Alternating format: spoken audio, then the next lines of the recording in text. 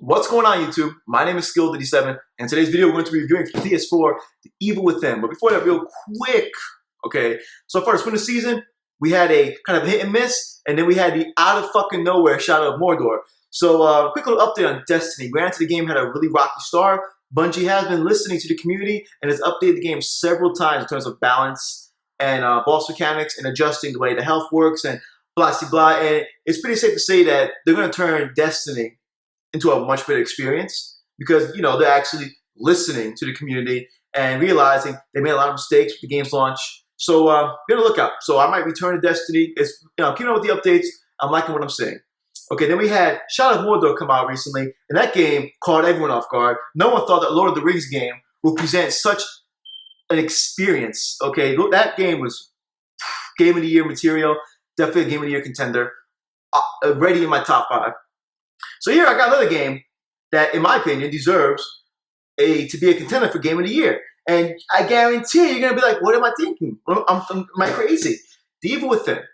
Okay, and I'm going to say it right now. The Evil Within is possibly the best Resident Evil game since Resident Evil Code Veronica.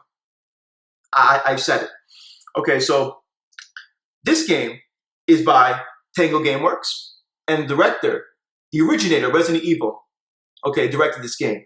The originator himself has made a fucking comeback. And for those who are unaware, believe it or not, the originator himself actually did not partake in the hideous nature that is Resident Evil 6. Now, granted, I am a humongous Resident Evil fan. I was able to admit that Resident Evil 6 was fucking garbage. He did that, you know, the game's gonna fail. We have 800 people working on it. You have too many ideas in one game. The game tried to be a Michael Bay experience. The Evil Within is the ultimate Resident Evil game. It is everything Resident Evil 4, 5, and 6 should have been.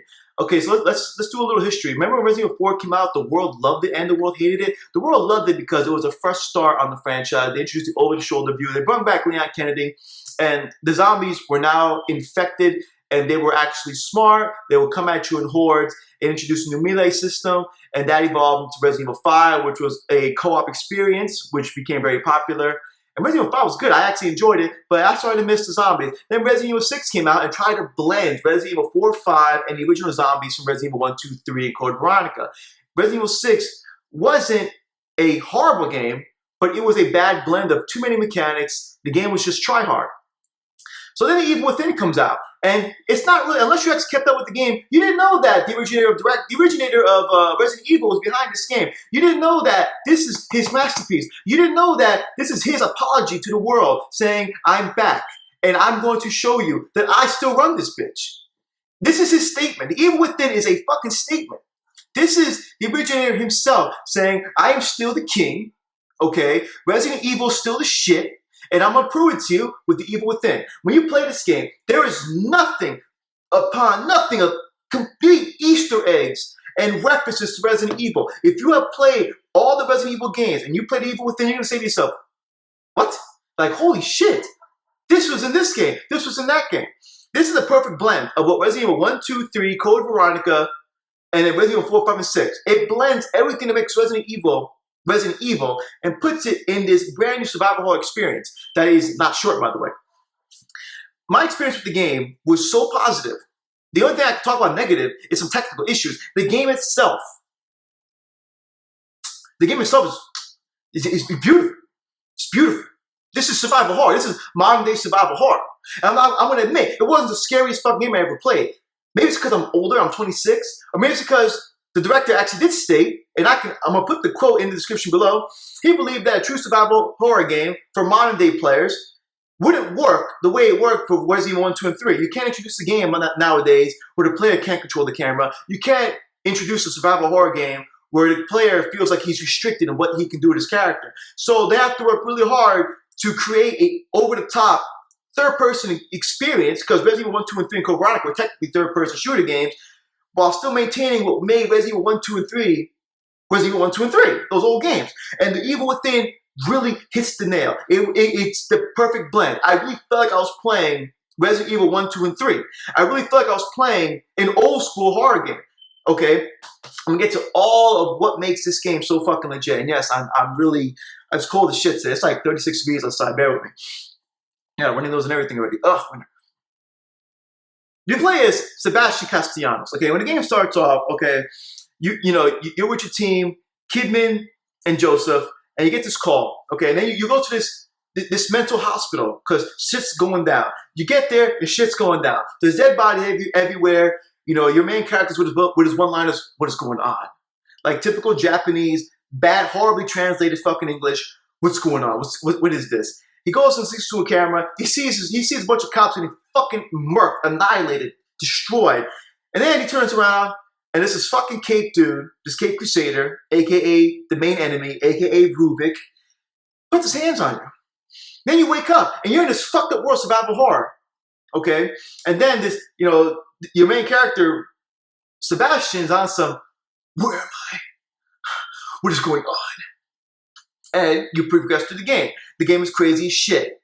The very beginning of the game is a straight fucking tribute to Resident Evil 4. When you first play the first few hours, you're gonna say to yourself, Resident Evil 4. Resident Evil 4. You're gonna get to the middle of the game. You're gonna say Resident Evil 1, 2, 3, Code Veronica. You're gonna get to the end of the game, you're gonna say Resident Evil 6. Then you're gonna get to the end of the game, then you're gonna say Resident Evil 4, 5, and 6. Everything is there. He blended everything that made the old Resident Evil a success into one game. Perfectly. Loved it. Did you play Siren? When the PS3 first came out, a game came out called Siren. This game even features from what made that game popular.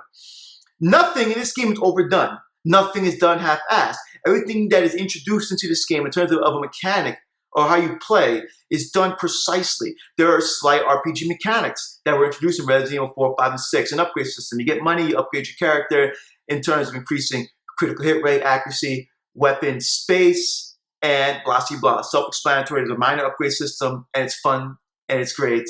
And I'm giving you a little hint. You want to conserve ammunition, plus critical hit rate, one-shot zombies in the fucking head. You're welcome.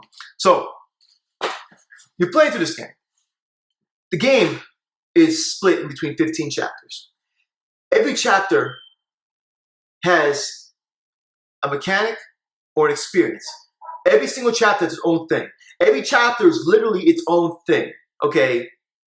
Like when you're playing, right, you're talking to your boys on Facebook, I got to chapter 6, oh man, that chapter. Or you got to chapter 9, oh man, yo, you're going to get fucked in that chapter. Every chapter introduces something different to the survival horror experience. When the game first starts off, level with me here, the game, you feel really helpless. The game starts off old school survival horror. You're relatively helpless. As the game progresses, the game teases you, gives you a gun here and there. It gives you a bullet here and there. But guess what? Just like Resident Evil 1, 2, 3, and Code Veronica, you go find ammunition. It's like you just come across. You got ammo. It's only 3 bullets. You go into an area. There's a bunch of zombies. You can utilize the environment to your advantage. Or waste your 3 fucking shots. Remember, the game starts off as RPG mechanics. You can't aim for shit at this point. The game teases you, it mocks you. Enemies drop items, but they typically drop money.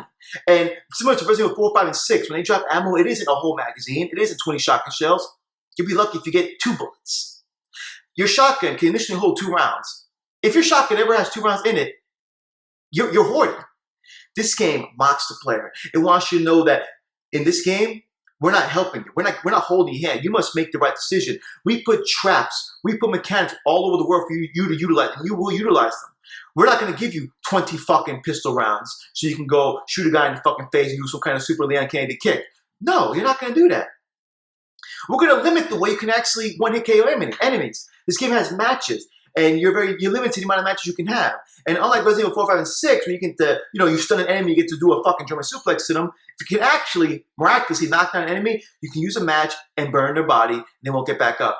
If you do not succeed, they will get back up, and they will come at you relentlessly. You must take them out. Headshots are a thing in this game.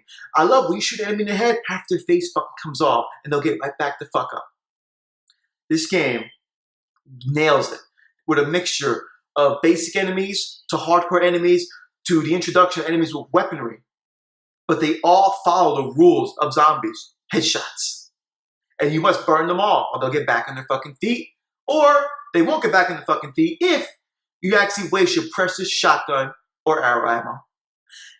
Enemies come at you in all different shapes and sizes, beautifully detailed. The environment is grotesque, disgusting, and beautiful at the same time. The level design is masterful.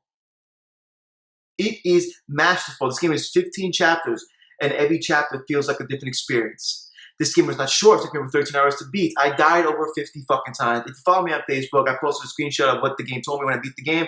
I died about 53 times. It's quite a lot of deaths, especially for me.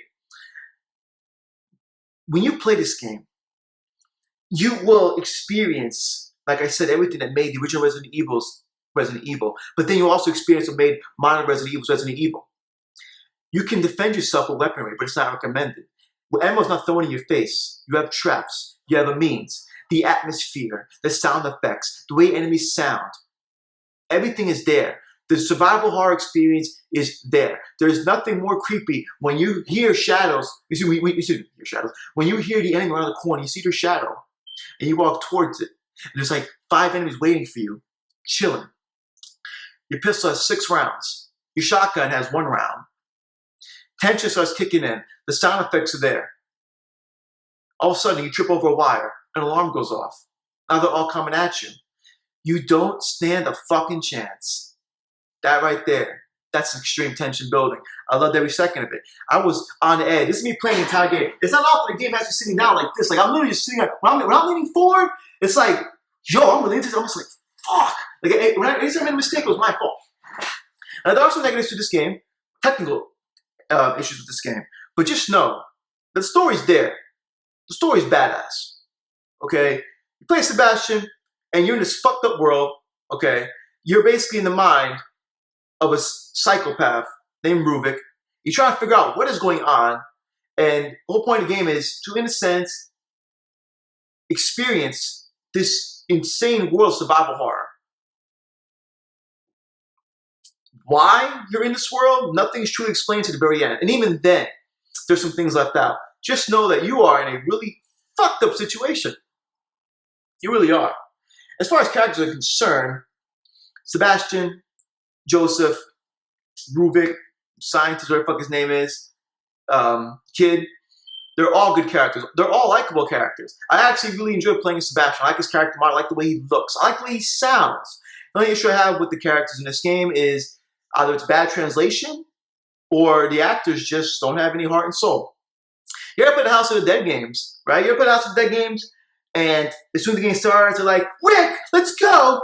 Oh my God, there's zombies. And then you kill the boss, and it's like, he's not getting back up. Like, everyone's too cool in this game.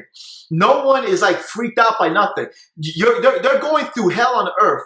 There's some freaky shit going on, okay? The world's in chaos. You're killing shit left and right, and they're on some, like nothing bothers these people. And that took away from me. I was like, all right, come on now, seriously. You're not that badass. Okay, Duke Nukem, chill the fuck out for a second. They lack emotion. The way their voices sound is good. Their voice sounds are great. Their script is well written. It's the presentation, execution of what's being said that just needed more heart and soul. Okay? But other than that, the actual general ambiance, the sound effects, the soundtrack is oh so good. The environment, what you see in front of you, the graphics engine, everything looks so fucking good. The only thing I can play about the graphics engine is that the game, to me, in my standards, either it's lock 60 or lock 30. I don't mind lock 30. Lock 30 is smooth. You play a new Destiny game, you play a fucking Halo game, that's lock 30. Lock 30 is good. Lock 60 is better. But guess what? This game does not play at a lock 30. It plays at 30 for, I say, about 80% of the game. But then randomly throughout the game just fucking dips in frame rate to as low as 10 to 15 frames. And that killed me 4 fucking times. I actually died because the frame rate dipped. I was aiming my gun, the frame rate skipped. I missed my bullet. The enemy fucking killed me. I was running through an enemy. I was running by an enemy because the game started to slow down. I hit a trap and died. I was like, really? Thanks. And then there's letterboxes. Now you can argue letterboxes are for cinematic view. I play on a 50-inch screen TV. My bedroom has a 55-inch screen TV. I do not want to see letterboxes this fucking big on my screen. I have a big ass screen TV for a reason. I don't need big black fucking letterboxes. You know, the DVD era call. They want the letterboxes back, please. No letterboxes. This game was in development for over 3 years. Over 3 years, and there's letterboxes and inconsistent frames. The frames are awkward. Chapters 1 through 5, the frames dip. From 5 on, the game stayed at 30. So I'm going to have to subtract points for that. I do not like the inconsistent frames in 2014. I do not like the letterboxes in 2014. Give me the option to turn that off. I don't like the fact that PC version is restricted to 30 frames per second. I don't like the fact that if you unlock the frames on the PC version, you can actually damage the fucking game files and the game can crash. I thought that was stupid. I make it consistent. Consistent 30 is better than unlocked 30. If you can't go, if you can't do 60, at least do consistently lock 30. Something consistent that is locked offers a better experience. No one likes the game to fucking slow down. It's annoying as shit. And Letterboxes were gay as shit too, and then the voice acting could have been better. But other than that, I must say, I really enjoyed myself with this game. It was beautiful. I am like the hype train's building. I say this. I don't care what people say. I don't care what the other reviews say. Fuck the other reviewers. They don't appreciate old and new. This is a masterful combination of Resident Evil 1, 2, 3, 4, 5, 6, okay, and Code Veronica, of course, because that was possibly, arguably, the best old school Resident Evil. This game, highly recommended. If you love new Resident Evil and appreciate, or you're an older gamer, you want something a little old school, this is it. Great controls, okay? Nice upgrade system that was introduced in Resident Evil 4, 5, and 6. You have the survival horror aspect. You have gunplay. As the game progresses, the game transitions into a more modern-day Resident Evil, and when the game starts off, it's relatively slow, crazy as fuck. Then you got boss fights that remind you of that you're relatively helpless. You got sequences that remind you that, you know how you ran from Nemesis in Resident Evil 3. Everything, like I said, that was a success is in this game. Everything that defined the genre, everything that defined this franchise of Resident Evil is in Evil Within. This is the originator himself saying, like I said earlier, bitch, I still got it. This is my fucking world, and you're in it. Evil Within for the PlayStation 4, Xbox One, and last generation consoles. I was going to give the game a lower score, but now I'm really thinking about it. Despite the inconsistent frames that typically stay at 30, despite the letterbox, which you'll eventually get used to, and despite the uninspired voice acting, and some bullshit, I forgot to mention, some traps are just bullshit, and some sequences have a little too much trial and error to them. Like, it's like the game's trolling you. It's like the developers wanted you to die. Like, okay, we're going to introduce a mechanic that you're not going to beat the first time. We know you're not going to beat it. We know it's a little unfair. You're going to get, like, after you die 4 or 5 times, and you go through the loading screen like 4 or 5 times, you're going to beat it. But no. Stop. Don't do that. Trial and error mechanics are stupid. Don't introduce a mechanic that you intend for people to die 4 or 5 times to. It's more annoying than anything. Dying once or twice due to my mistake, fine. Don't introduce a mechanic that when the player is dead, he's like you play raises his eyebrow like, really, that wasn't fair. Like, what the fuck is that? Evil Within for the PlayStation 4, Xbox One, and previous generation consoles gets the 8.5. 8.5 feels a justified score. The new game plus is there. Okay. This game does have replay value.